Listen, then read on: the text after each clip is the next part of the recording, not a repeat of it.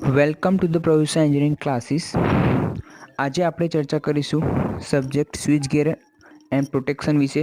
Chapter number 3 protective relay, જેમાં topic છે electromagnetic induction relay. તો પહેલાં તો આપણે ઇલેક્ટ્રોમેગ્નેટિક ઇન્ડક્શન રિલેનું પ્રિન્સિપલ એટલે કે સિદ્ધાંત સમજીશું. તો આમાં બે ઇલેક્ટ્રોમેગ્નેટિકના પીવોટ લેવામાં આવે છે, એટલે કે બે રોડ લેવામાં આવે છે જેના ઉપર એસી સપ્લાય ફ્લો કરવામાં આવતો હોય છે.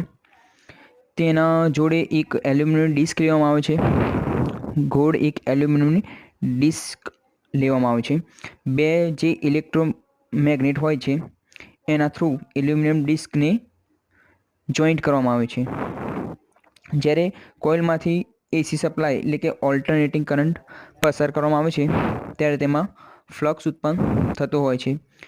ફ્લક્સ જે ઉત્પન્ન થાય છે જે એકબીજા સાથે ફ્લક્સ ઇન્ટરકનેક્ટથી ટોર્ક ઉત્પન્ન થાય છે. આ ટોર્ક જે ઉત્પન્ન થતો હોય છે એટલે કે જર્ક જે ઉત્પન્ન થતો હોય છે તેના દ્વારા એલ્યુમિનિયમ જે ડિસ્ક હોય છે એ રોટેટ કરતી હોય છે. તો આ તો હતો એક બેઝિક પ્રિન્સિપલ જે ડિસ્પ્લે પર દેખાય છે કે એક ડિસ્ક છે, બે ઇલેક્ટ્રોમેગ્નેટની કોઇલ લીધેલી છે. જે બે કોઇલ લીધેલી છે એમાં જે મીન્સ કે ફ્લક્સ 1 એન્ડ ફ્લક્સ 2, કોઇલ 1માં ફ્લક્સ 1, કોઇલ 2માં ફ્લક્સ 2, એવી રીતે ઓલ્ટરનેટિંગ ફ્લક્સ ઉત્પન્ન થતું હોય છે.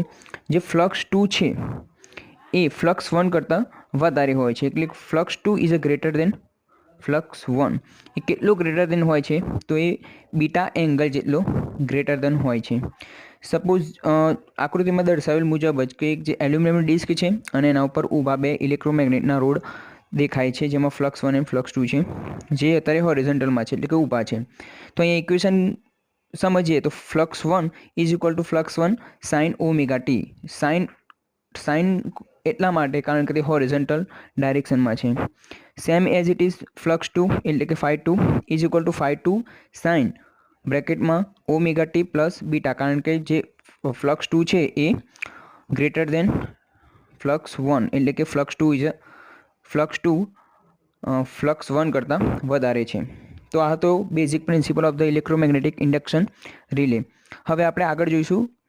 ઇન્ડક્શન રિલેના મુખ્યત્વે 3 પ્રકારના હોય છે. શેડેડ પોલ પ્રકારનું induction disc relay, watt hour meter induction disc relay and third induction cup relay. તો આ જે 3 પ્રકાર છે એમાંથી મુખ્યત્વે શેડેડ પોલ પ્રકારનું ઇન્ડક્શન રિલે એક્ઝામમાં વારંવાર પૂછાતું હોય છે.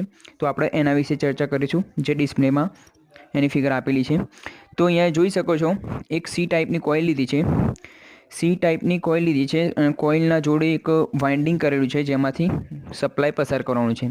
સી ટાઈપના જે બે એન્ડ હોય, જે સી ટાઈપનું મેગ્નેટ હોય એના બે એન્ડ હોય, એ બે એન્ડેડ ઉપર કટ કરેલું છે એટલે કે સેક્શન આપેલું છે કે જેમાં એક સેક્શન શેડેડ કરીશું, બીજો સેક્શન અનશેડેડ રાખીશું. જે શેડેડ છે એને ફ્લક્સ એસ તરીકે દર્શાવીશું અને જે અનશેડેડ છે એનો ફ્લક્સ યુ તરીકે એને ડિનોટ કરીશું. તેના વચ્ચે એક એલ્યુમિનિયમની ડિસ્ક પાતળી એક ડિસ્ક મૂકવામાં આવે છે. ડિસ્કના ઉપર એક રોડ જેના ઉપર પીવોટ કરેલું છે, જેના માધ્યમથી ડિસ્ક એના ઉપર ટકેલી છે. અને સી ટાઈપના જે નોબ છે બંને છેડા, એમાં ડિસ્ક એ મીન્સ સેમ ડિસ્ટન્સ એટલે કે મીન્સ સેમ અંતર ઉપર નીચે એ રીતે સેટ કરવામાં આવેલ છે. જે ડિસ્ક જેના માધ્યમથી ટકી રહી છે એવો પીવોટ કરેલું જે રોડ છે એના ઉપર બે કનેક્શન આપીને ટ્રીપ સર્કિટ તરફ એ જતું હોય છે. અત્યારે નોર્મલ કન્ડિશનમાં ઓપન હોય છે. આમાં પણ સેમ ફંડા ઇલેક્ટ્રોમેગ્નેટિક ઇન્ડક્શન રિલેનો રહેલો હોય છે કે જે અનશેડેડ અને એક શેડેડ ભાગ છે, અનશેડેડ અને એક શેડેડ ભાગ છે. જેમ કે ફ્લક્સ શેડેડ અને એક હોય છે ફ્લક્સ અનશેડેડ. તો જે ફ્લક્સ અનશેડેડ છે એ બીટા ડિગ્રી શેડેડ કરતાં પાછળ હોય છે. જે અનશેડેડ ભાગ છે એટલે કે flux u is a less than shaded, અથવા તો બીજી ભાષામાં એ પણ લખાય કે flux shaded flux is a greater than unshaded, એટલે કે જે શેડ કરેલું હોય છે સામાન્ય એક સમજી પણ શકાય કે જે શેડેડ ભાગ હોય છે કે જેમાંથી તમે એના કોઇલ શેડેડ ભાગમાં એક કોઇલ મૂકવામાં આવે છે, તો સામાન્ય એક સમજી શકાય છે કે જેમાં કોઇલ હશે એટલે કે તાંબાનું જેમાં વાઇન્ડિંગ કરેલું હશે એમાં જ ફ્લક્સ ઉત્પન્ન વધારે થવાનો.